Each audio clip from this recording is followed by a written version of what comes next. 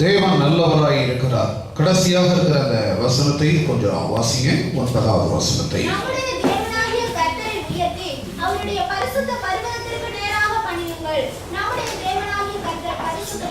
இந்த வசனத்தை கர்த்தர் இந்த நாட்களில் ஆசீர்வதிக்கிறார். சொல்லுவோமா? பக்கத்துல இருக்கிறவங்கள கையை பிடிச்சு சொல்லுங்க, நம்மளுடைய தேவனாய் கர்த்தரை உயர்த்தி. யார் உயர்த்தணுமா? யார் உயர்த்தணும்? ஆமென். இந்த காலவெளியில உங்களோடு கூட ஏன் பாடலை நான் குறைத்தேன் என்று சொன்னார், வசனத்தை எவ்வாறு நாம் பிடித்து கொள்ள வேண்டும். அதாவது உலகத்தில் நேற்று ஒரு சம்பவத்தை வீடியோ காட்சி தம்பிகிட்ட நான் காமிச்சேன். ஒரு வீடியோ காட்சி நைட்டு 10 இருக்கும். ஒரு காட்சியை அவர் பார்க்க சொன்னேன். அந்த சம்பவத்தை அவரே பேசினாலும் வச்சுக்கலாம். உங்களுக்கு தெரியும், நானே சொல்லிட்டு இருக்கிறதுனால இல்லை. அந்த சம்பவம் எப்படி பார்த்துச்சு இல்லை எழுதுச்சு சொல்ல எல்லாம் தெரியணும். அது எழுதுச்சு. அந்த சம்பவம் எப்படி இருந்துச்சு, அந்த வீடியோ காட்சியை பார்த்த பிறகு நீ என்ன சிந்திச்ச, உனக்குள்ள என்ன அந்த சிந்தனைகள் வந்தது சொல்லு. அந்த வீடியோவில் என்னன்னா, ஒரு மிலிட்ரி ஆர்மிக்காரங்க மத்தியில் அவங்க ஒரு 5-6 பேர், நிறைய பேர் இருக்கும், ஒரு 10 பேரை பிடிச்சி அடித்து அவங்க எவ்வளோத்துக்குள்ள கொடுமைப்படுத்த முடியுமோ அவ்வளோத்துக்குள்ள கொடுமைப்படுத்துகிறாங்க. அந்த தேசத்துல கூட நம்மளை வைக்காம கர்த்தர் இந்த தேசத்துல நம்மளை பாதுகாப்பாக வச்சிருக்காரு. சொல்லலாம்.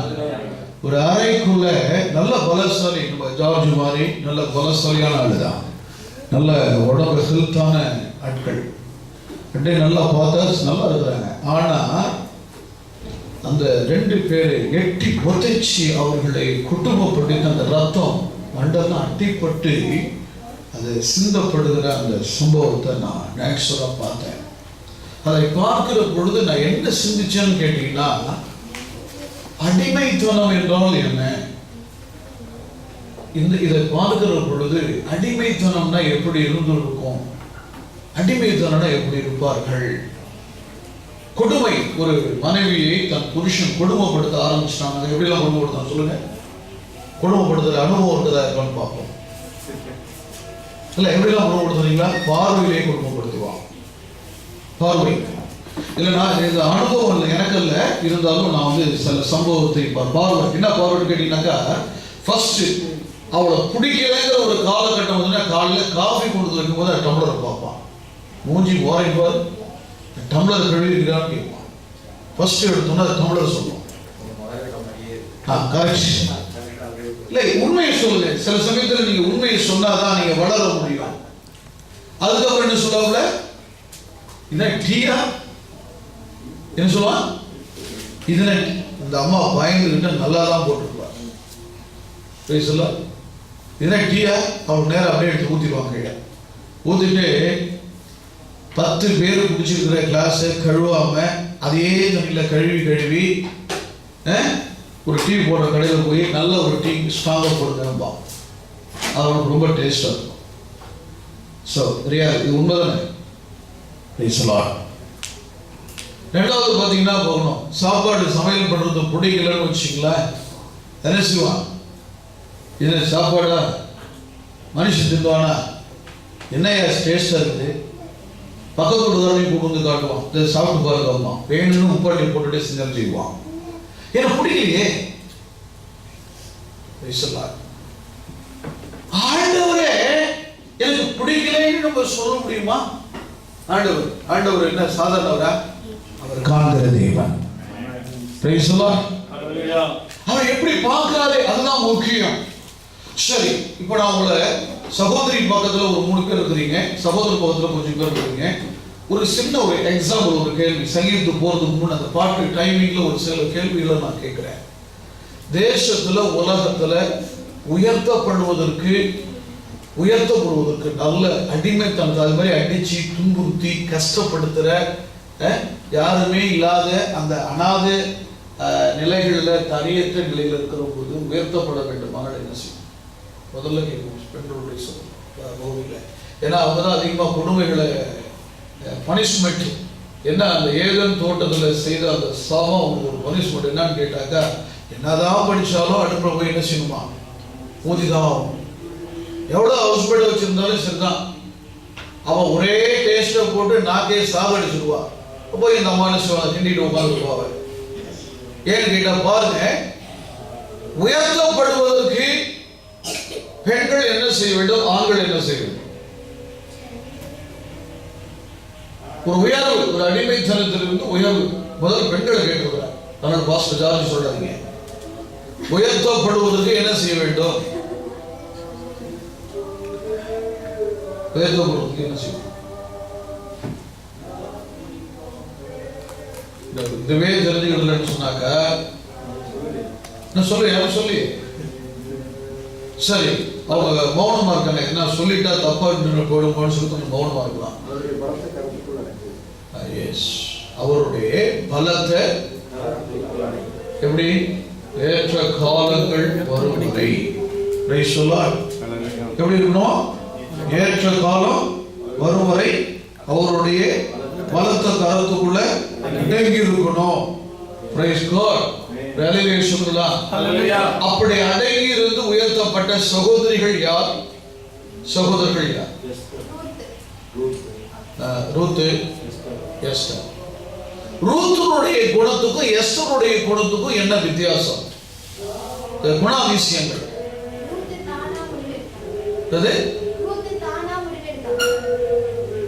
எஸ்தருக்கு வந்து முதல்ல வந்து ஐடியா கொடுத்தாரு. இல்ல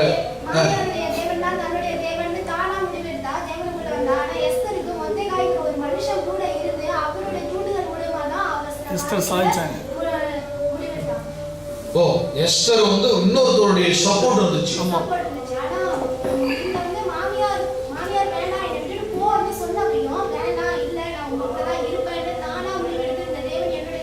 சரி, உன்னுடைய மாமியார் உன்னை கொடுமைப்படுத்தினாங்கன்னா உன்னுடைய மாமியாருக்கு நீ அப்படி அடங்கி இருப்பியா? மாமியாருக்குள்ளதான கேட்டா கர்த்தருக்குள்ள கேட்பியா? எல்லாவற்றிற்கும் கீழ்ப்படியுங்கள். எல்லாத்துக்கும் வசனம் வச்சிருக்கீங்க. கர்த்தருக்கு பிரியமில்லாத காரியங்கள் சொல்கிற பொழுது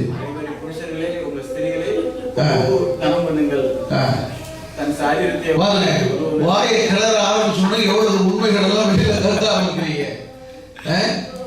ரெண்டு காரியம் இந்த காலங்களில் நாம் ஞாபகத்துக்கு வைத்துக் கொள்வோம். நம்முடைய தேவனாய் கர்த்தரையே உயர்த்தி, நம்முடைய தேவனாய் கர்த்தரையே உயர்த்தி, எப்படி உயர்த்தணுமா? கர்த்தரையே உயர்த்த வேண்டும்.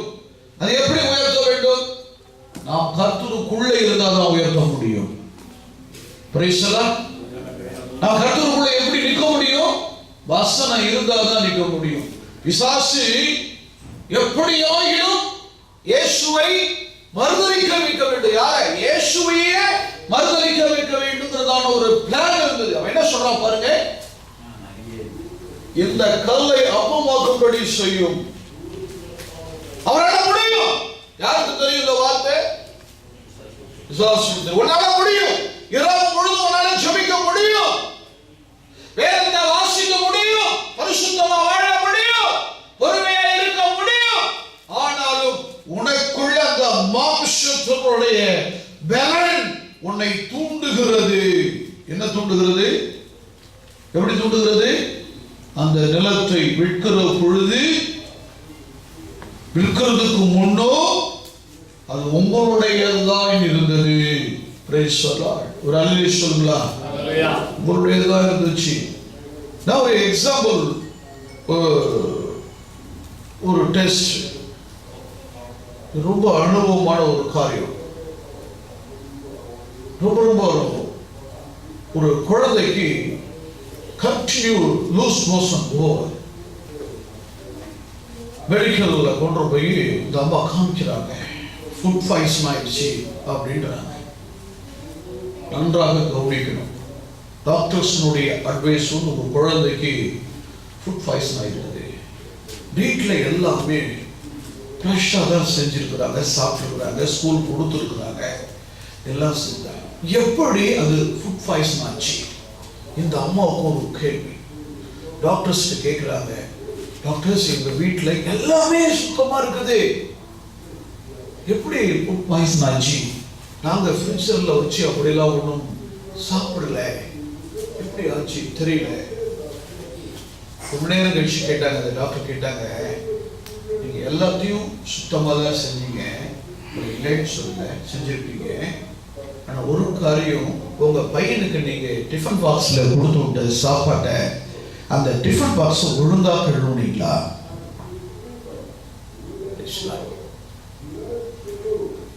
அறிவே சொல்ல மாட்டீங்களா? டாக்டருடைய அன்பே சொல்றாங்க, செகண்ட்ஸ் உங்க பிள்ளைங்க ஸ்கூலுக்கு போயிட்டு வந்த பிறகு ½ an hour அது என்ன செய்ய, வெந்நீர்ல போடுங்க. அந்த சைடுலாம் பாக்டீரியா தங்கிறதுக்கு வாய்ப்பு இருக்கும். அதை நீங்க எப்போ கழுவுனீங்க? உங்க பையனுக்கு பேக் பண்றதுக்கு. அவன் காலையில ஸ்கூல் போயிட்டு மத்தியானம் வந்தான், அடுத்த நாள் காலையில போறப்பதான் அந்த பாத்திரத்தை கழுவி நான் பேக் பண்ணேன். பிரைஸ்லாம் அடுத்த நாள் காலை வரையிலையும் அந்த அழுக்கு, அந்த பாக்டீரியா அது உள்ள இருக்கும்போது தண்ணி ஊற்றி சாப்பிட்டு அர்ஜென்ட்ல கழுவிட்டு சாப்பாடை போட்டு வச்சுட்டாங்க. அப்போ அது என்னாச்சு? ஃபுட் பாய்சன் ஆயிடுச்சு. அப்போதான் அந்த அம்மா யோசிக்கிறா, நம்ம படிச்சிருக்கிறோம், டாக்டர் சாதாரண ஒரு பாத்திரம் விளக்கி அது எப்படி ஆகாரத்தை வச்சு அனுப்பணுங்கிறத கொடுத்து அவங்க கொடுத்த அந்த அட்வைஸ் அவ போய் பார்த்து மறுபடியும் செய்கிற பொழுது சுகமானது. அதற்கு பிறகு அந்த அவளுடைய வீட்டில் அவருடைய பிள்ளைகள் ஒரு நாளும் வியாதியாக இந்த ஃபுட் பாய்சன் வரவே. சொல்லுங்க, உங்களை இந்த கால விழல ஆராதனைக்கு வர்றதுக்கு என்னென்ன ஃபேக்டரியை பிடிச்சிருக்குங்கிறது தான் நான் பார்க்கணும். அதுதான் முக்கியம். என்னென்ன ஃபேக்டரினாக்கா, இப்போ நான் கேட்குறேன், ஒரு நாளைக்கு 8 மணி நேரம் நம்ம வேலை செய்கிறோம், 12 மணி நேரம் இருக்கிறோம், 3 மணி நேரம் மொபைல் எடுக்கிறோம், பாதி மணி நேரம் மொபைலையே லைஃப்பை ஓட்டுறோம். ரைட்டு, ஓகே, எது வேணாலும் செஞ்சுக்கோங்க. எத்தனை மணி நேரம் நீங்கள் வேதத்தை படித்து அதை யோசித்து உங்கள் தவறை உணர்ந்து ஆண்டவருடைய சமூகத்தில் போய் நிற்கிறீங்க? என்னுடைய கேள்வி, எத்தனை மணி நேரம்? முதல் கேள்வி, இந்த வாரத்தில் நேற்று பூரா தினம் 7 நாள் நேற்று வியாழக்கிழமை பாஸ்டர் ஜார்ஜ் நீங்கள் எத்தனை அதிகாரம் படிச்சிருப்பீங்க? எவ்வளோ நேரம் ஜோம் பண்ணியிருப்பீங்க? பாஸ்டர் ஜார்ஜ் போய் சொல்ல மாட்டாரு, கரெக்டாக சொல்லுவார். ஒரே ஒரு அதிகாரம். நீங்கள் எத்தனை மணி நேரம் அந்த ஒரு அதிகாரம் படிக்கிறதுக்கு எவ்வளோ நேரம் ஆச்சு? பாஸ்டர் ஒரு 1/2 மணி நேரம். 1/2 மணி நேரம் அவர் படிச்சிருக்கார். நேற்று ஒரு நாள் அவர் 1/2 மணி நேரம். பவுல் நீங்க இல்லை, எவ்வளவு டைமிங் தான் முக்கியம். 20 நிமிஷம். இப்போ அவர் 30ல இருந்து இங்க 10 குறைஞ்சிருக்கு. அடுத்தது எத்தனை குறைஞ்சிருக்கு பார்ப்போம். நீங்க எவ்வளவு? ஒரு அதிகாரம் தான் படிச்சிருக்கீங்க. சரி தம்பி, நீங்க அதுல 5 நிமிஷம் குறைஞ்சிருக்கு பாருங்க, 15 நிமிஷம். பாண்டி நீங்க படிக்கவே இல்லை. டோட்டலா உண்மை சொல்லிட்டான், நான் படிக்கல, விடுங்க. பிரதர் நீங்க படிக்கல பாருங்க. 30, 20, 15 பாக்கி 10% அங்க இல்லை, கீழே போயிடுச்சு. பிரகாஷ் நீங்க என்ன படிச்சீங்க? படிக்கல. ஓகே ஐயா சொன்னாங்க, நீங்க 2 hours. இது இது என்ன சொன்னாக்க, டெம்பரேச்சர் ஜாஸ்தியாக போயிடுச்சு, உங்களெல்லாம் தூக்கிட்டு போயிட்டாரு. டாக்டர் நீங்க 15 நிமிஷம். நர்ஸ் நீங்க, எஃப்சி நீங்க? எனக்கு அது தெரியாதுங்கிறதெல்லாம் சொல்ல முடியாது. நீ எவ்வளவு நேரம் படிச்சுங்கிறது முக்கியம். தெரியல என்னென்னலாம் படிச்சிருக்கிற?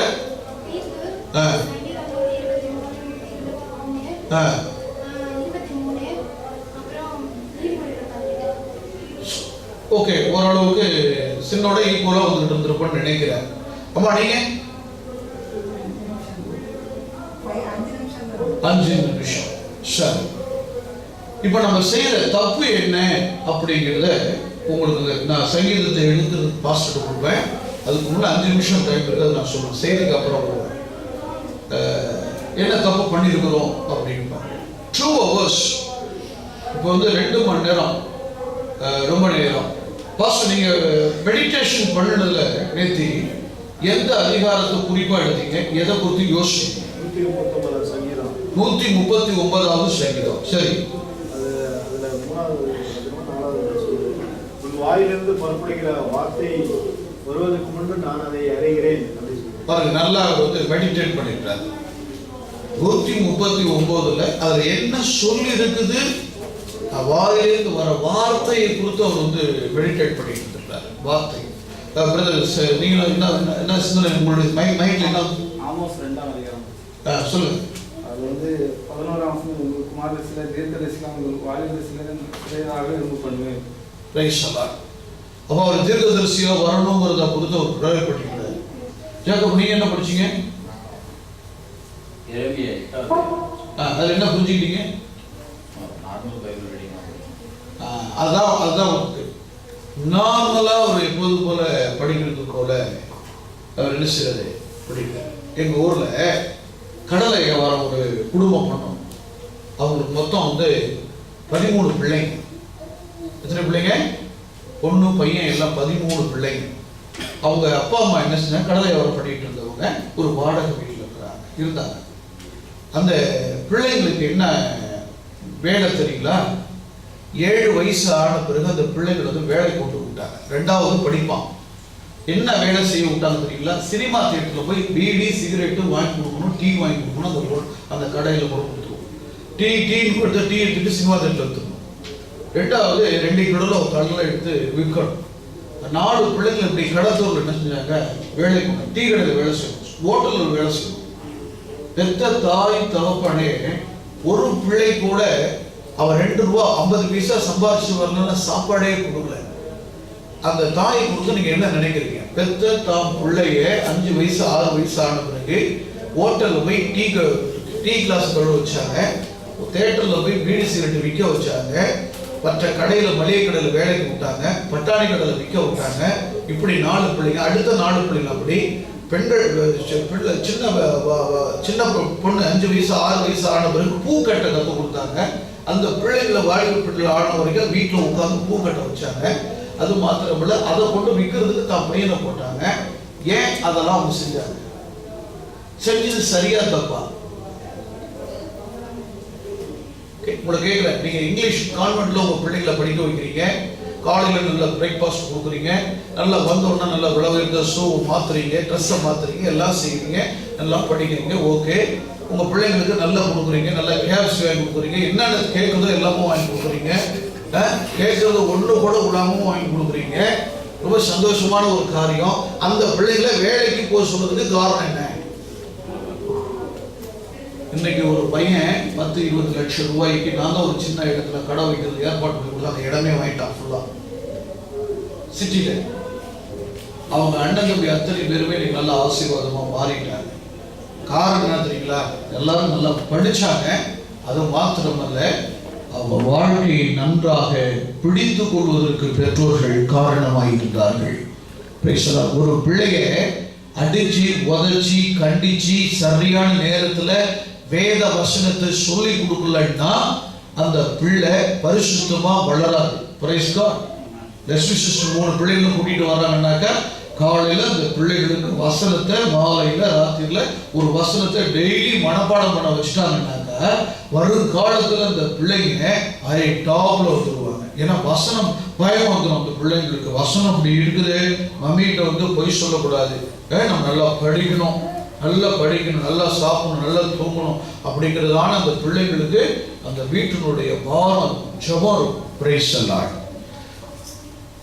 புருஷனும் பொண்டாட்டி நல்லா படுத்து நல்லா தூங்கிட்டு இருந்தா புள்ள என்ன செய்யும்?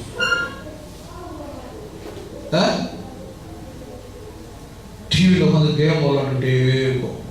Price the Lord. நல்லா தூங்கிட்டு பிள்ளை கண்டுக்கலன்னு நினைச்சுவோம்ல, நல்ல டிவி விளையாண்டுட்டே அங்க போய் மார்க் என்ன வாங்கிடுவான். கேட்டா நீ தான் சொல்லியே கொடுக்கலையே, நான் என்ன செய்யறது? புரிஞ்சு போச்சு. இப்ப நான் உங்களுக்கு சொல்லி கொடுக்கலைன்னா உங்க லைஃப் ஒண்ணுமே முடியாது. சரி, நான் உங்களை கேட்கிறேன், ஒரு வசனத்தை நாம் காலையில வாசித்த பிறகு நாம் சிந்திக்க வேண்டிய ஒரு காரியம் என்னன்னு கேட்டா, அந்த வசனத்துக்கு நாம் அன்றைக்கு கீழ்ப்படிய வேண்டியது அவசியமாய் காணப்படுகிறது. அந்த வசனத்துக்கு அப்படி கீழ்ப்படியணும். என்ன கீழ்ப்படியணும்னா சரண்டர் பண்ணணும். ஆண்டவருக்கு போய் ஒப்பு கொடுத்து செபிக்க ஆரம்பிக்க வேண்டும். என்னவா? நம்முடைய தேவனாய் கர்த்தரை உயர்த்தி அவருடைய பரிசுத்த பர்வதத்துக்கு நேராக பணியுங்கள். பணிவு வரணும். முதலாவது என்ன? பணிவு. ஒரு ஐயா கேட்டது, நாங்கள் 2-3 பேர் உட்கார்ந்துருந்தோம். ஏன்னா யார் 2 நாள் உனக்கு காணுமே, ஐயோ தினகரனுடைய மீட்டிங் போன என்ன கூட்டம், என்ன செய்தி, என்ன மாதிரியான அற்புதம், ஐயோ அப்படிப்பட்ட ஒரு சம்பவத்தை நான் பார்க்கவே இல்லை பாஸ்டர் அப்படின்னாரு. ரொம்ப சந்தோஷம். எங்க பாஸ்டர் கேட்டார், படார்னு கேட்டாரு, சார் ரைட்டியா என்னையா பிரசங்கம் பண்ணினாரு அப்படின்னு கேட்டாரு. நல்ல பிரசங்கம் பண்ணாரியா அப்படின்னாரு. அதுதான் என்ன பண்ணினாரு அவர் என்ன தெரியல, என்ன பிரசங்கம் தலைப்பண்ணே தெரியல. நம்ம ஆலயத்துக்கு வந்திருக்கிறோம்னு சொன்னாங்க, இங்க வந்து பிரசங்க கேட்டுட்டு போனா மட்டும் நம்ம ஆசீர்வாதமா வாழ்ந்துருவோங்கிறது இல்லை, முடியாது. ஆனால் வசனம் கிரியை செய்ய வேண்டுமானால் அதில் வீட்டுக்கு போய் அந்த வசனத்தை எடுத்து வைத்து நாம் பணிய வேண்டும். என்ன பணிய வேண்டும்? பணிந்து குனிந்து பேசலாம். பணிந்து குனிந்து. என்ன பணிந்து குனிந்து? பணிவு. உன் வாழ்க்கையில முதலாவது நல்ல பணிவுகள் காணப்பட வேண்டும். வார்த்தையில பணிவு இருக்க வேண்டும். வல்லுவனுக்கும் வாசிக்கும் ஒரு வல்லுவன் என்ன செய்தானா, திருமணமாகி வந்த பிறகு தன்னுடைய மனைவியை பார்த்து ஒரு காரியம் சொல்கிறான். வாசகியை பார்த்து சொல்கிறான், வாசகி எனக்கு ஆகாரத்தை நீ கொண்டு வந்து வைக்கிற பொழுது ஒரு பாத்திரத்துல கிண்ணத்துல என்ன செய்யணுமா, கிண்ணம் வரல, இலக்கணத்துல ஊமச்சி கூடுன்னு சொல்லப்பட்டிருக்கிறது. அப்புறம் கிண்ணம் எல்லாம் கிடையாது. ஊமச்சி கூடுனா என்னவா? நத்தையோட ஓடு. நத்தையோட ஓடு ஊமச்சி கூடு. அந்த நத்தையோட ஓட்டிலே தண்ணீரும் ஒரு ஊசியும் கொண்டு வைத்துவிடு என்று சொன்னார்களாம். வாசகிக்கு வயது முதிர்ந்து விட்டது. வாசகிக்கு வயது முதிர்ந்து விட்டது. இவர்கள் நடுங்கி பணிந்து கையை கட்டி கொண்டு வல்லுவரிடே வந்து உட்கார்ந்து வல்லுவர்கிட்ட கேட்கிறாங்களா, ஐயா உமக்கும் நாடி திறந்து விட்டது, எனக்கும் தலையும் நரைத்து விட்டது, நாடியும் தளர்ந்து விட்டது, உங்களிடத்துல ஒன்று கற்றுக்கொள்ள வேண்டிய காரியம், என்னிடத்துல ஒரு குறை இருக்கிறது, அதை எனக்கு நீங்கள் சொல்லிக் கொடுத்தால் என்னுடைய மனம் சமாதானமாக காணப்படும் என்று சொன்னார். எனக்கு ஒரே ஆச்சரியம், சிவனது நாள் வரையிலையும் நம்ம ஒரு காரியத்தை மனைவிக்கு சொல்லாம இருந்துட்டுமே அப்படின்னு சொல்லிட்டு வாசியை கூப்பிட்டு கேட்கிறேன்னா, அம்மா என்ன சொல்லு, அதை நான் சொல்லுகிறேன் அப்படின்னா சொல்றாளா, நான் திருமணமாகி வந்த பொழுது நீங்கள் எனக்கு ஒரு வார்த்தை சொன்னீர்கள், ஊமச்சி கூடல தண்ணீரும் ஒரு ஊசியும் கொண்டு வை என்று சொன்னீர்கள். அந்த கடமை நான் தவறாக செய்தேன். எதற்கு என்று என்னிடத்தில் நீங்கள் சொல்லவே இல்லையே. அவர் சிரிச்சிட்டு சொன்னாரா, வாசகி வாசகி நீ வார்த்தையிலே சொல்லிலே தவறாமல் இருந்த வாசகி, நானோ என் கடமையில் தவறாத நான் என் கடமையை செய்தேன். நான் சாப்பிடுகிற பொழுது இந்த ஆகாரம் தவறி கீழே விழுந்து விட்டால் அந்த ஆகாரத்தை ஊசியினால் குற்றி தண்ணீரிலே அலசி அதை சாப்பிட வேண்டும் என்பதற்காக தான் இதை நான் உனக்கு சொல்லியிருந்தேன். நான் சாப்பிடுகிற பொழுது ஒரு பருக்கை கூட கீழே விழவில்லை, அதனால் அந்த ஊசிக்கு வேலை இல்லை. ஒரு அழிவு சொல்லுங்களா. 2 பேருக்கும் வாழ்க்கையில கடைசி வரைக்குமே தவறவே இல்லை. இந்த அம்மா காலையில காஃபி 5 மணிக்கு வேணும் அப்படின்னு புருஷன் சொல்லியிருப்பான். 5 மணிக்கெல்லாம் போயிட்டு டியூட்டிக்கு போகணும்னு சொல்லி எழுந்திரிச்சிட்டு சும்மா போயிட்டு எழுந்திரிச்சிட்டு எஃப்சி எஃப்சி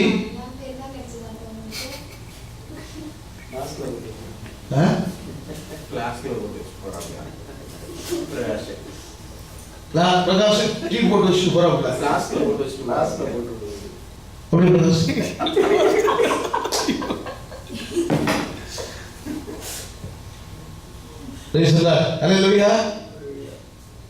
பாப்பா 2 நாளைக்கு பாப்பாரு, 3 நாளைக்கு பாப்பாரு. அதுக்கப்புறம் என்ன கடையில் போய் 50 டீ குடிச்சிட்டு டீ லைஃபே மறந்து போயிடும். அதெல்லாம் ரொம்ப சந்தோஷமான காரியம். அங்கதான் அவர் போட்டு வச்சுட்டு போயிடுறாப்லையே. இல்லை, எதுக்கு சொல்ல வரேன்னா, தமிழனுடைய கலாச்சாரத்தினுடைய காரியத்துல பெண்ணானவளுக்கு ஒரு டியூட்டி இருக்குது. என்ன இருக்குது? ஒரு பெண்ணின் ஆசீர்வாதம் அவளுடைய பாத்ரூம் கிச்சன் போய் பார்த்தா தெரியும், வீட்டை பார்த்தா தெரியும். அந்த வீட்டை எப்படி வச்சிருக்கிறான்னு பார்த்தா தெரிஞ்சிடும். அவ யோகியதை என்னங்கிறது தெரியும். ஒரு குடும்பத்தினுடைய தலைவனை பார்த்தா தெரியும். வீட்டில் என்ன இருக்குமா அப்படின்னு கேட்கணும். என்ன இல்லைன்னு அவனுக்கு தெரிஞ்சிருக்கணும். அவன் தான் குடும்பஸ்தன். கைகளை உயர்த்துறதே சொல்லலாம். வீட்டில் இல்லை, என்ன இல்லைன்னு அவனுக்கு தெரிஞ்சிருக்கணும். ஒரு வீட்டை எப்படி வச்சிருக்கணும் அவனுக்கு தெரிஞ்சிருக்கணும். அந்த பிள்ளைகளுடைய வாழ்க்கை ஆசீர்வாதமாக மாறிவிடும். கரங்களை உயர்த்துறதே சொல்லலாம். சரி, இப்போ நம்ம ஒரு இது ஃபேமிலி. அடுத்தது பார்த்தீங்கன்னா, பணிவு என்பது என்னதான்? வீட்டுக்கு யார் வந்தாலும் சரி, புருஷங்கிறது ஆபீஸ்ல இருந்து வந்த பிறகு முதல்ல வந்த பிறகு ஏங்க வெங்காயம் வேண்டியது தக்காளி வேண்டியது நிறைய டென்ஷன்ல வந்திருப்பான். என்ன டென்ஷன்ல இருக்கும்? அவன் மேல உள்ள இன்ஜினியர் அடிச்சிருப்பான், அவங்க மேல அங்க அடிச்சிருப்பான், அவங்க மேல அங்க அடிச்சிருப்பான். அந்த டென்ஷன்ல அங்கிருந்து வந்துட்டு இருப்பான். காரே என்ன ஸ்பீட்ல எத்தனை கேமரா அடிச்சிருக்கு தெரியாது வந்துட்டு இருப்பாப்ல. வெங்காயத்துக்கு அவன் கடுப்பாயிடுவான். ஒன்றும் வாங்கிட்டு இருப்போம், ஒன்று கூட சொல்ல மாட்டான். சில ஃபேமிலிஸ் எல்லாத்தையும் புரிஞ்சுக்கிட்டு புருஷனுடைய குணத்தை எல்லாம், அவன் எவ்வளவு அயோக்கியனா இருந்தா கூட அதெல்லாம் புரிஞ்சுக்கிட்டு அதை ஜெபத்துல வைத்து ஜெயிக்கிற ஒரு பெண்மணி ஒரு வெற்றியை பெறுகிறவள். பிரைஸ் எல்லாம். எவ்வளவுதான் கோபக்கார ஒரு மனைவியா இருந்தா கூட அந்த மனைவியை சாதாரண நிலைக்கு புருஷன் மாற்றி கொண்டு வருது அவருடைய வேலை. பிரைஸ் எல்லாம். ஹல்லேலூயா. எவ்வளவுதான் இருந்தாலும் சரி, அந்த பிள்ளையை படிக்க வைக்க வேண்டும் என்ற நோக்கத்தோடு கொண்டு வருகிற பெற்றோர்கள் தான் ஒரு நல்ல காரியத்தை சாதிக்க முடியும். ஒரு ஊழியக்காரன் என்ன போராட்டம் வந்தாலும் சரி, அந்த போராட்டத்தை பார்க்காதபடி கர்த்தருக்குள்ள நிலைத்திருக்கிறானே, அதுதான் அவனுடைய விசுவாசம். கைகளை உயர்த்தி சொல்லலாம். சரி, உங்களுடைய போராட்டம், உங்களுடைய பிரச்சனை எல்லாம் வருது. அதை நீங்க நினைச்சிட்டீங்கன்னா பிரஷர் அப்படியே ஏறிட்டே இருக்கும். அதை மாத்துறதுக்கு தான் ஒரே ஒரு வசனமா, ஆண்டவருக்குள்ள நாம கழி போடணும். பிரைஸ் எல்லாம். ஹல்லேலூயா, ஹல்லேலூயா. கர்த்தருக்குள், கர்த்தருக்குள், கர்த்தருக்குள் கலி கூற வேண்டும். பிரைஸ் எல்லாம். பணிவு. அடுத்தது, வீட்டுக்கு வருகிற எந்த ஒரு குடும்பம், எந்த ஒரு ஊழியக்காரன் தீமையான அயோக்கியனா இருந்தாலும் சரி, கலவரா இருந்தாலும், திருடன் யாரும் இருந்தாலும் சரி, உங்களுடைய வீட்டுக்கு முதல்ல வந்த உடனே தண்ணி சாப்பிட்டீங்களா, காஃபி குடிக்கிறீங்களா, சாப்பிட்டீங்களா, அதை விசாரிக்கணும். அது ஒரு நல்ல ஒரு குடும்பத்தினுடைய பண்பாடு. பிரைஸ் எல்லாம். எடுத்தோன்னா ஸ்தோத்திரம் பாஸ்டர் சாப்பிட்டு வந்தீங்களா நீங்க அப்படின்னு கேட்கக்கூடாது. பிரைஸ் எல்லாம். பாஸ்டர் சாப்பிட்டு வந்திருப்பாங்களே, சிஸ்டர் டீ குடிச்சிட்டீங்களா, குடிப்பீங்களா, இதெல்லாம் கேட்கக்கூடாது. முதல்ல வந்த உடனே காஃபி, டீ, சாப்பாடு, பராமரிப்பு. அதுல முதல்ல வந்து பிரைஸ் எல்லாம் சொல்லணும். ரெண்டாவது, ஆலயத்துக்கு வரோம்னா இன்னைக்கு வர்றதுக்கு முன்னாடி நேற்று நீ உபவாசித்து ஜெபிக்கணும். அதுதான் சொல்ல வந்தேன். என்ன செய்யணும்? வேதத்தை வாசித்து வாசித்து வாசித்து வாசித்து வாசித்து என்ன செய்யணும்? ஜெபிக்கணும். எனக்கு நேற்று பிரகாஷ் ஒரு வேலை வந்துட்டாப்புல, அந்த வேலை செஞ்சுட்டு முடிச்சுட்டு நான் சாப்பிடுறது மணி 4:30. பிரைஸ் எல்லாம். 4:30 மணிக்கு தான் நான் சமைச்சு 4:30 மணிக்கு சாப்பிடுறேன். ஏன்னா அந்த வேலையை, கொடுத்த வேலையை சரியா செஞ்சு முடிக்கணும். நமக்கு ஆண்டவர் ஒரு பொறுப்பை கொடுக்கணும்னாக்கா அந்த பொறுப்புல என்ன, வேதத்தை சரியா படிக்கணும். பிரைஸ் எல்லாம். வேதத்தை சரியா படிக்கலன்னா பரிசுத்தமா வாழ முடியாது. கர்த்தருக்கு ஸ்தோத்திரம் சொல்லலாம். ஒரு அடி சொல்லலாம். வேதத்தை ஒழுங்கா படிக்கல, இந்த ஓயம் பாருங்க, லூஸ் கனெக்ஷன் ஆயிடுச்சு. கரண்ட் சரியா வரல, இங்க ஏங்கல, அதை சரிப்படுத்தின பிறகுதான் ஏங்குது. அப்ப நம்ம லூஸ் ஆகிட்டோம்னா பரிசுத்தமா வாழ முடியாது. அதனால பணிவு ரொம்ப முக்கியம். பணிவு இருக்கிற பொழுதுதான் அடுத்தமா தேவனாய் கர்த்தர் பரிசுத்தம் உள்ளவர். அவர் பாப்பாரு உன்னை எப்படி ஆசீர்வதிக்கணும்னு, நீ எப்படி ஆசீர்வதிக்க கூட போறதுதான் நீங்க செய்தி. சங்கீதத்தை குறித்து பாஸ்டர்கள் உங்களோடு கூட பகிர்ந்து கொள்வார். Praise the Lord.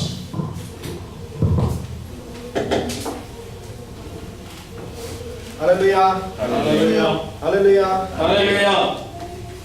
ஆழமான கருத்துக்களை பாஸ்டர் அவர்கள் சொன்னார்கள். சிந்திக்க வேண்டிய விஷயங்கள், அநேக காரியங்களை சொன்னார். இன்று நாம் பார்க்க போகிற சங்கீதம் 99 9 வசனங்கள் இருக்கிறது. 9 வசனத்தையும் நாம் தியானிக்க போவதில்லை. சில வசனங்களை எடுத்து தியானிப்போம். அதற்கு முன்பாக ஒரு சிறு காரியத்தை சொல்லி நான் தொடங்க விரும்புகிறேன்.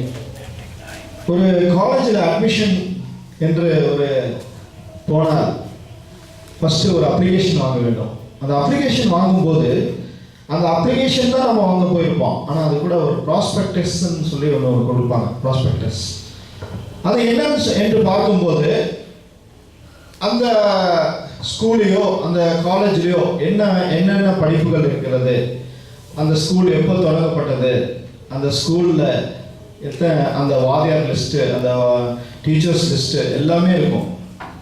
கம்ப்ளீட் அந்த history of the school or the college will be தேர்.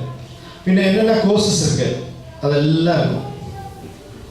அதுதான் ப்ராஸ்பெக்டஸ் சொல்லுவாங்க. அது மாதிரி அழகாக அதில் குறிப்பிடப்பட்டிருக்கும்.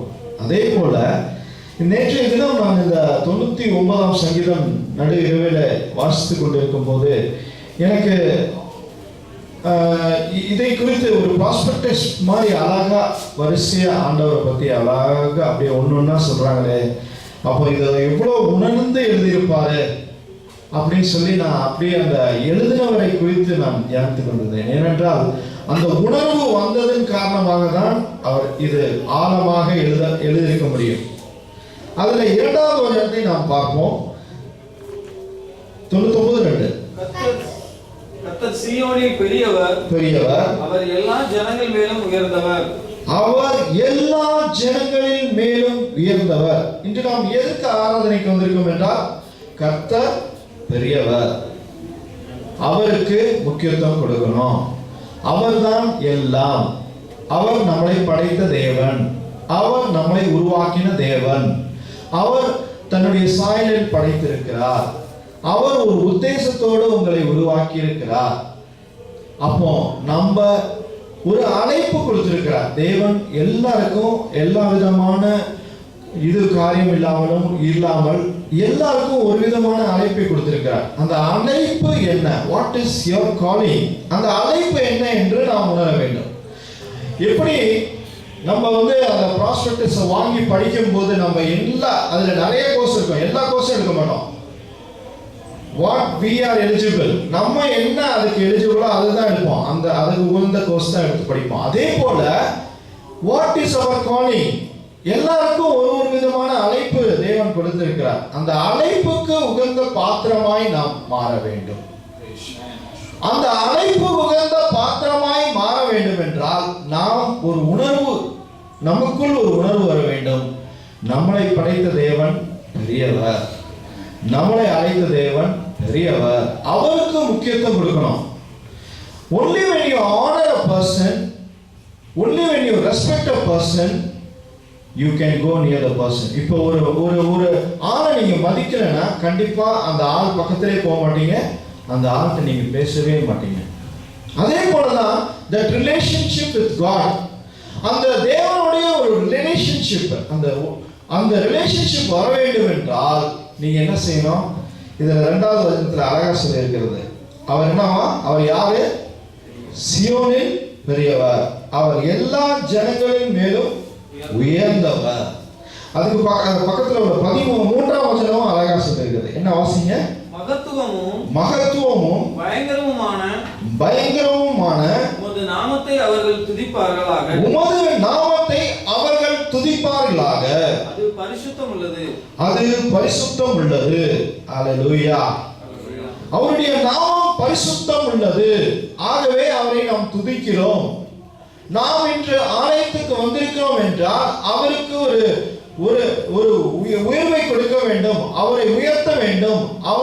நாம் படைத்த தேவனுக்கு நாம் ஏதாவது செய்ய வேண்டும். இன்று நாம் ஆராதிக்க வேண்டும், இன்று நாம் துதிக்க வேண்டும், இன்று நாம் தேவனை மகிமைப்படுத்த வேண்டும் என்று நாம் அதிகாலையிலே அலாரம் வச்சு எந்திரிச்சு தயார் எடுத்து வந்து ஆலயத்தில் இருக்கிறோம் என்றால் அந்த தேவனை உயர்த்துவதற்காகத்தான் நாம் இங்கு வந்திருக்கிறோம். ஆகவே அந்த தேவனை நாம் உயர்த்துவதற்காக வந்திருக்கும் போது கண்டிப்பாக ஒரு வசனம் சங்கீதக்காரன் தாவீது சொல்லியிருக்கிறான், நீ என் நாமத்தை உயர்த்தும் போது நான் உன்னை உயர்த்துவேன்.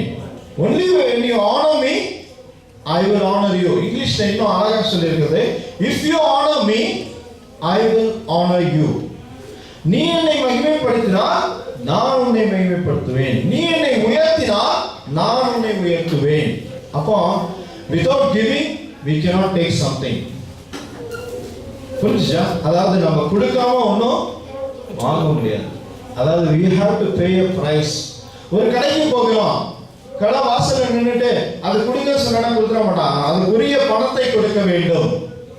அதே போல நாம் தேவனிடத்திலிருந்து ஏதாவது பெற வேண்டும் என்றால் நாம் தேவனுக்கு ஏதாவது கொடுக்க வேண்டும். அதான் நல்லா அழகா கேட்டாரு. எல்லாருக்கும் ஒரு உணவு வரும்படி அவர் நல்ல ஐயா கேட்டார். மாஸ்டர் ஐயா, என்ன வசனம் படிச்சீங்க, எவ்வளவு மணி நேரம் படிச்சீங்க, அதுல என்ன வசனம் உங்களுக்கு தொட்டப்பட்டது? ஆனா நிறைய முறை நாம் தவறு செய்கிறோம். நம்ம என்ன செய்யறோம்னா, கடமைக்காக என் மனைவியை பார்த்துருக்கேன், அடிக்கடி அவரை பைபிள் எடுப்பா, எடுத்துப்பா, மூடி வச்சிருவா. ஒரு 10 நிமிஷம் கழிச்சு வேலையிட்டே கேட்பா, நீ என்ன படிச்ச, அதுல அவனுக்கு என்ன புரிஞ்சிச்சு யோசிப்பா. எதுக்கு அப்படி செய்யறான்னு தெரியல. திடீர்னு வருவா, பைபிள் எடுப்பா, ஒரு 5 நிமிஷம் வாசிப்பா, முடிவா, உடனே முடிவா. நான் ஒரு நாள் கேட்டேன், 10 நிமிஷம் கழிச்சு கேட்டேன், நீ அந்த பைபிள் எடுத்திய வாசிச்சிய, என்ன வசனம் வாசிச்ச, என்ன புரிஞ்சிச்சு அப்படின்னு கேட்டேன். அப்படியே என் முகத்தை பார்த்தா. நான் சொன்னேன், இப்படி படிக்காத, படிக்கிறது வேஸ்ட் அப்படின்னு சொன்னேன். அதுக்கு நீ பைபிள் திறக்காம இருக்கலாம். திறக்கும் போது நம்ம வாசிச்சுட்டு இது என்ன சொல்றாரு, இந்த வார்த்தையில என்ன ஆண்டவர் என்னோடு பேசுறாரு. நேற்று எதிராக நான் அந்த 139 4ஆம் வசனத்தை வாசிக்கும் போது அந்த வசனத்தை வாசிப்போம். அது என்ன சொல்லுகிறதுனா, உன் வாயிலிருந்து புறப்படுகிற ஒரு வார்த்தை வருவதற்கு முன்பு நான் அதை குறித்து என் நாவின் சொல் பிரவாகத்திற்கு முன்னே இதோ கர்த்தாவே அதை எல்லாம் நீர் அறிந்திருக்கிறீர். Even every word that comes from my mouth, my God knows. கர்த்தருக்கு தெரியும் நான் என்ன பேச போகிறேன், என் வாயிலிருந்து என்ன வார்த்தை வரப்போகுது. அப்போ அவ்வளோ கண்ட்ரோல் பண்ணி வச்சிருக்கிறார் ஆண்டவர். அப்போ அந்த வார்த்தையை மீண்டும் மீண்டுமாய் நான் அதை வாசிச்சு அப்பா எவ்வளோ பெரிய தேவன் அப்பா, நீர் என் வாயிலிருந்து வாருகிற வார்த்தை கூட நீர் அறிந்திருக்கிறீர், நான் என்ன பேச போறேன் கூட நீர் தெரிந்திருக்கிறீர். அப்பா நீ எவ்வளோ பெரியவர். அப்படியே அங்க ஸ்டக் ஆயிட்டேன், அந்த வசனத்துக்கு நான் ஸ்டக் ஆயிட்டேன்.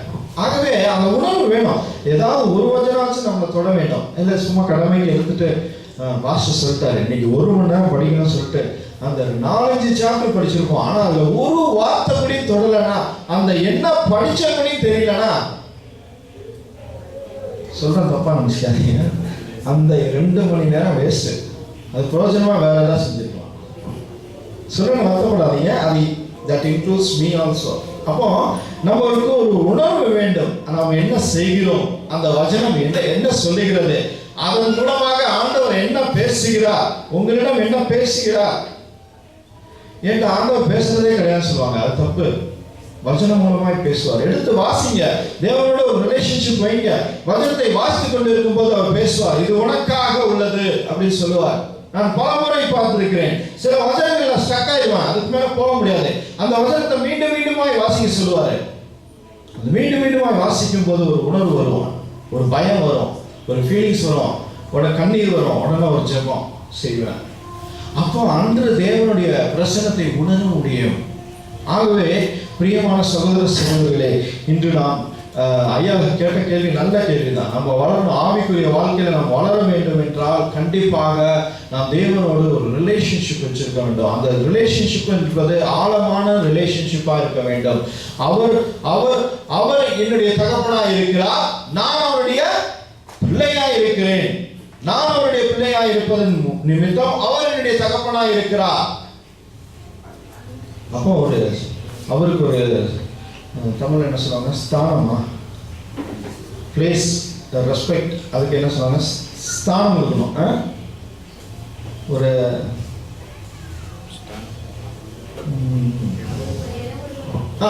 அதற்குரிய இடம் கொடுக்கணும், அவருக்குரிய இடத்தை கொடுக்கணும், நம்ம ஸ்தானம் கொடுக்கணும், அந்த பிளேஸ். அப்போ நம்மளுடைய வாழ்க்கையில one thing I like to do is ஏதாவது ஒரு நல்ல காரியமோ ஏதாவது ஒரு காரியம் தொடங்குறதுக்கு முன்னாடி உடனே வந்து ஆண்டவர்கிட்ட சப்மிட் பண்ணிடும். ஆண்டவரே எனக்கு தெரியாது இது உனக்கு சித்தமா இல்லையா என்று. ஆனால் உனக்கு சித்தமான காரியமா இருந்தால் இது ப்ரொசீட் ஆகட்டும். இது சித்தம் இல்லாத காரியம்னா இது தடை பண்ணிருங்க. ஏன்னா இது வேண்டாம். அதனால உபத்திரமோ பிரயாசமோ வேண்டாம். அதனால பிரதிகூலங்களோ கஷ்டங்களோ வேண்டாம் அப்படின்னு சொல்லி ஜெபம் பண்ணிடுவேன். அந்த காரியத்தை தொடங்கி அது நல்ல முறையாக போச்சுன்னா இது தேவனுடைய சித்தம் உணர்ந்துக்குவேன். தொடக்கத்திலேயே பிரச்சனை வந்துச்சுன்னா நான் அதோட நிறுத்திடுவேன். சரி இது ஆண்டவருக்கு சித்தம் இல்லை அப்படின்னு. அப்போ தெரியும் நமக்கு, சரி it's not God's will, it's not God's plan, it's not God's way, it's not God's plan to do that. அப்போ உடனே ஒரு உணர்வு வரும். 5ஆம் வசனத்தை வாசிப்போம். நம்முடைய தேவனாகிய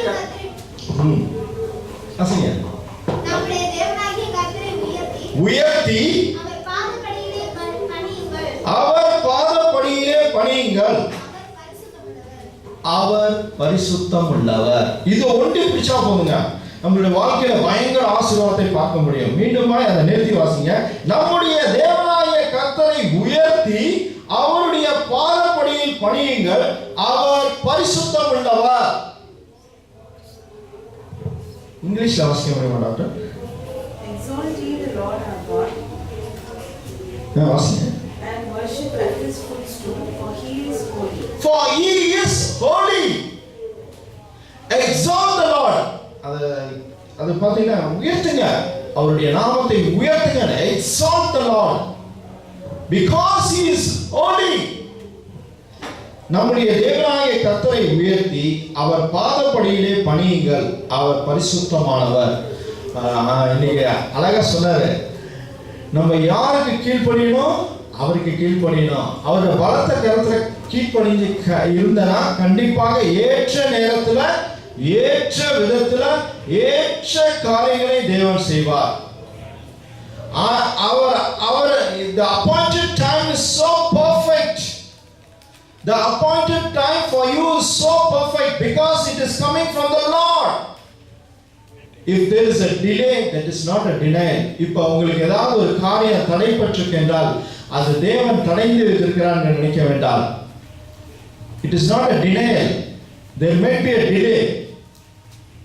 Delay இருக்கலாம், அது denial கிடையாது. ஆனால் if it is delayed, it's good for you. ஒரு காரியம் நடைபெறாமல் தடையாக இருந்தால் அது தேவனுடைய சுத்தமாக இருக்கலாம். சில காலங்கள் கழித்து நாம் உணர்வடைவோம், ஆஹா அந்த காரியம் நடக்காது இருந்தது எவ்வளவு நல்லது என்று.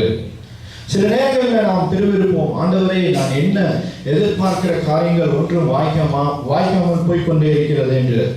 ஆனால் அது நல்லது என்பதை நாம் பின்பு நாம் உணர்வோம். அது என்னுடைய வாழ்க்கையில் நான் நிறைய வாட்டி பார்த்துருக்கேன்.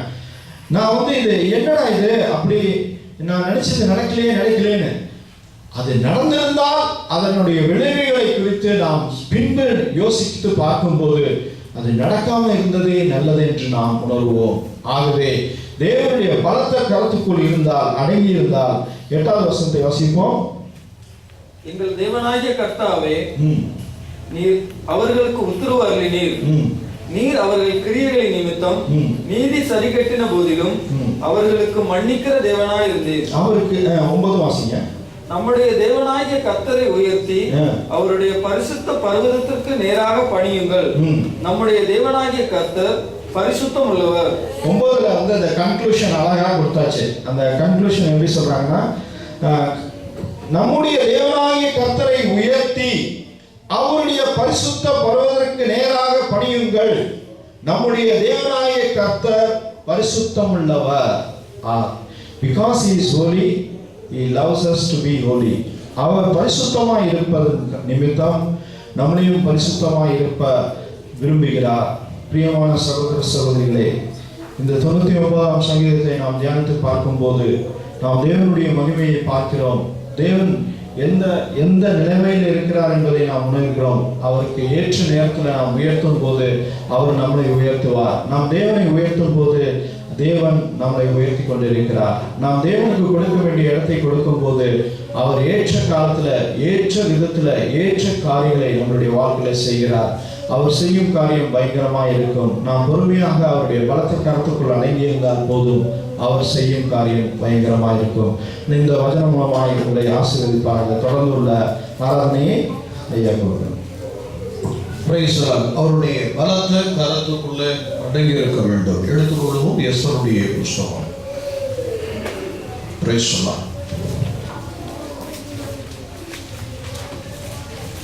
எஸ்தருடைய புஸ்தகத்துல ஒரு அழகான சம்பவங்களை கொடுத்து அங்கே எழுதப்படுகிறதை பார்ப்போம். எஸ்தருக்கு முதன்மையான ஒரு ஆசீர்வாதம் வந்ததற்கு காரணம் என்ன? யாராவது சொல்ல முடியுமா? எஸ்தருக்கு ஒரு மேன்மையான ஆசீர்வாதம் வருவதற்கு காரணம் என்ன? கேள்விகளுக்கு பதில் கேட்கிறவங்களுக்கெல்லாம் பதில் சொல்லிட்டே இருக்கும். எஸ்தரை கர்த்தர் உயர்த்துவதற்கு ஒரு முகாந்திரம் இருந்தது. என்ன காரணம்? யூதருடைய ரட்சிப்புக்கு. சரி, எஸ்தருடைய புஸ்தகம் 2வது அதிகாரம் 7வது வசனத்திலிருந்து வாசிப்போம். அவன் தன் சிறிய தகப்பன் குமாரத்தியாகிய எஸ்தர் என்றும் அபிசாலை வளர்த்தான். அவளுக்கு தாய் தகப்பன் இல்லை. நல்லா கவனிக்கணும். தாய் தகப்பன் இல்லை. தாய் தகப்பன் இல்லைங்கிறதுக்கு அந்த சரித்திரத்தினுடைய அடிப்படை யாராவது அந்த ஏன் இல்லை அந்த தாய் தகப்பன் அப்படின்னு தெரியுமா?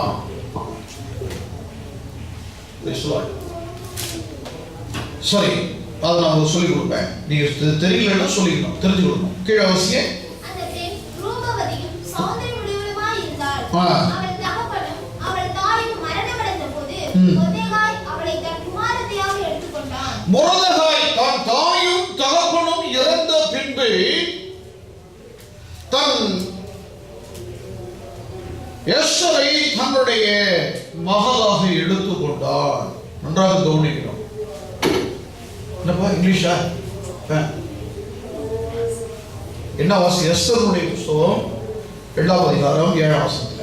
சரி, வாசிங்க. ராஜாவின் கட்டளையும்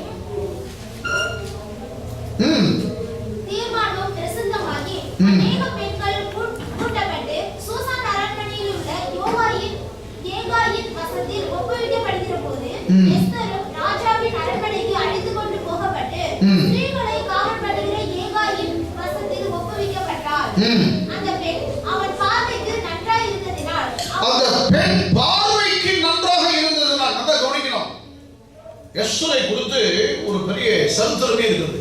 அந்த பெண் பார்வையில ஒரு அழகு. என்ன மாதிரியான அழகா இருந்திருக்கும் யோசிக்கணும். கீழே வாசிங்க. அவனுக்கு அவன் கண்களிலே தயை கிடைத்தது. அவனுடைய கண்கள் யாருடைய கண்கள்ல தயை கிடைத்தது? யாருக்கு? ஆகையால் அவளுடைய சுத்திகரிப்புக்கு வேண்டியவைகளையும்